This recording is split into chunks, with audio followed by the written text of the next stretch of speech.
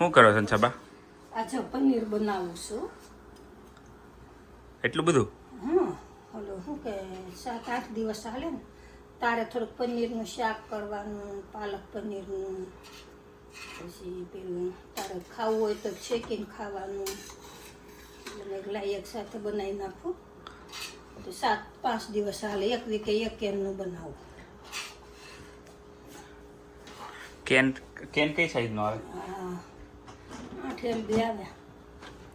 આ પેલું દૂધ આવે, આમાં કે દૂધ આવે છે 4 ગેલનનો આવે.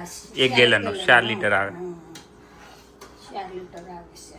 અને અહીંયા તો કેવું આપણે ત્યાંની ગોળે બાટલી ને, અહીંયા આવું કેન આવે, કેનમાં જ દૂધ આવે. તો કયો તો કેમ બનાવ્યું પનીર?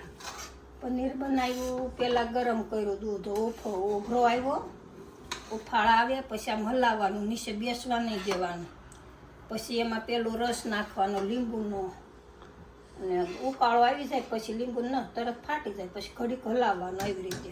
પછી પાણી હાવ થઈ જાય ને પછી સરસ કપડે ગાળી લેવાનું ને એને ગરમ પાણીમાં ધોઈ નાખવાનું, અને પછી એકદમ બધું સાવ પાણી કાઢી નાખવાનું. પાણી કાઢીને પછી એની પર વજન મેળ દેવાનું. પનીર બની ગયું. પનીર ટીકા વતન બનાવે આના. પનીરનું શાક, કાસું પનીર ખાય આપણે ઘરે ત્યારે મળે, પણ આપણે ઘરે બનાવીએ તો સારું પડે. સારું આમ કે ચોખ્ખું ના મજા આવે ઘરે બનાવેલું ખાવાનું. એમ ખુશ ને નજીક લેવા દે. જો આ થઈ ગયું પનીર? કેમ ખબર પડે થઈ ગયું મમ્મી? છે ને પેલું દૂધ હોય છે ને, ફોદા ફોદા થઈ ગયું, સરસ થઈ ગયું. પાણી અલગ થઈ ગયું ને? પાણી અલગ થઈ ગયું. જો અને પછી આવી રીતે લઈ લેવાનું.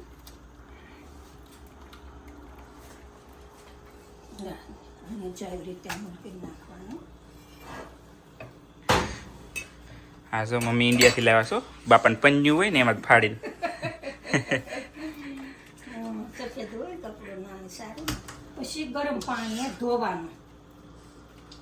ગરમ પાણી શું કે આપણે આમાં લીંબુ રસ નાખ્યો તો ખાટું થઈ જાય, ખાટું રહે. ઓલું ગરમ પાણી ધોવાથી ને આપણે ખાટું હોય ખટાશ નીકળી જાય બધી.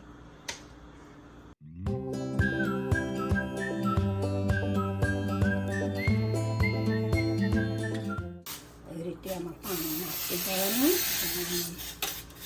આમાં બધી ખટાશ નીકળી જાય આમાં ધોઈએ ને તો, અને પછી સ્મેલ ન આવે, ધોવાઈ જાય બધું. હું બને દઉં કલા પનીરનું? કાલે પનીરનું શાક બનાવીશ,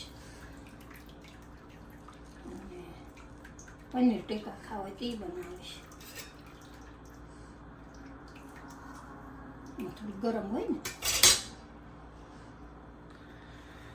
હાવ પાણી નીચે નાખવાનું. હાવ પાણી નહીં રહેવા દેવાનું બિલકુલ. કાલે અમારા ઘર મહેમાનને જમવાનું છે, એટલે હજુ હંસાબાઈએ છે ને શ્રીખંડ બાંધ્યો છે. તે ક્યાં બાંધ્યો જો? મારા હિસકા ઉપર બાંધ્યો. કાલ સાંજે દહીં મેળવી દીધું હતું ને પછી ત્યાં તો શ્રીખંડ બાંધી દીધો છો. ક્યારે જમવાનું છે મમ્મી? મહેમાનને જમવાનું છે. કાલે આપણે આવ્યા છે ઇન્ડિયાથી, ખીરાવાળા. ક્યારે છે જમવાનું? એટલે કાલે સાંજે ગોઠવું છે. છે કરું છું ગો ગો. પછી આમ ઓલું કરીને આની ઉપર વજન મેળ દેવાનું. એટલે વજનમાં શું કે આપણે અહીંયા પાણીનું તપેલું ભરીને મેળવી છે.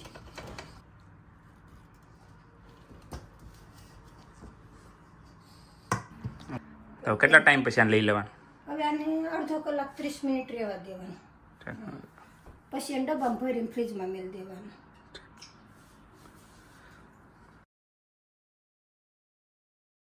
બનાવ્યું કેટલું સરસ સોફ્ટ થઈ ગયું છે. જાણી ગયું એકદમ. જુઓ તમે, એકદમ સરસ બની ગયું છે. હવે આ બાઉલમાં મેળ દઉં છું, પછી આને ફ્રીજમાં મેળ દેવાનું. હવે મઠો બનાવવો છે. પેલું મેં દહીં ઓલું કર્યું ને. શું કર્યું તો? જો દહીં પેલા કાલે સાંજે ગરમ કરીને મેળવ્યું ને, જો મઠો બને છે. એક દહીં ડબ્બુ લેવાનું, સાવણી લેવાની, ડ્રાય ફ્રૂટ ને ખાંડ. તો 3 ચમચા દહીં લઈએ અને 1 ચમચો ખાંડ લેવાની, એ માપ. એટલે એટલે બહુ ગળું ન થાય અને બહુ મોળું ન થાય. આ માપ 3 ચમચા. આ બાંધતું તો ઈ છે ને? હા, બાંધ્યું હતું એ જ છે. જો સવારે 7 વાગે બાંધ્યું હતું તો જ્યારે 1 વાગે બનાવું છું. બધું પાણી નીતરી જાય એકદમ સરસ થઈ જાય. અને આ ખાંડ પેલી આપણે મને એમ લાગેલું બહુ છે પણ એ નથી, બ્રાઉન ખાંડ છે. Brown sugar. હા, બ્રાઉન શુગર છે. પછી આને આમ હલાવી નાખવાનું. પછી ડ્રાયફ્રૂટ નાખવાનું. કેસર ભાવે તો કેસરી નાખવાનું. કેસર નાખવાનું છે આપણે જ્યારે મિક્સ કરીએ ત્યારે. ડ્રાયફ્રૂટ, કેસર, એલચી નખાય પણ એલચી નથી ખાતા. એલચી નાખી તો સરસ સ્વાદ આવે. અમારા લોકોને એલચી નથી ખાતા ભાવતી એટલે એલચી નહીં નાખતા. બતાવો તો નીચે ઓલું કરી જો ફેરવો તો. કેવો સરસ થઈ ગયો. જે આપણે ફ્રીજમાં મેળવી એટલે એકદમ ઘાટો થઈ જાય છે.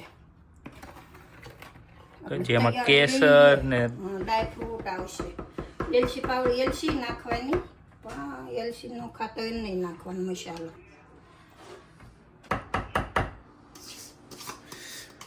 બધું થઈ ગયું. બધું રેડી. હવે આમાં ડ્રાયફ્રૂટ નાખું છું.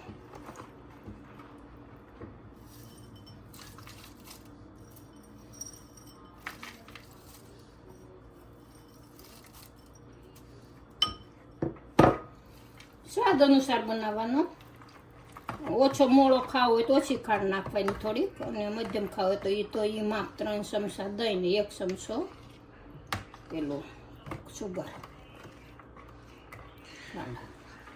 કેસર ક્યારે મેળવશો? કેસર તો આપણે ઘડી મેળવવાનો છે. ઓકે. હવે કાલે જમવું લઈશું, ફ્રીજમાં મેળ દઈશું એટલે સરસ ઘાટો થઈ જાય. મઠો બની ગયો, રેડી થઈ ગયો. ઓકે.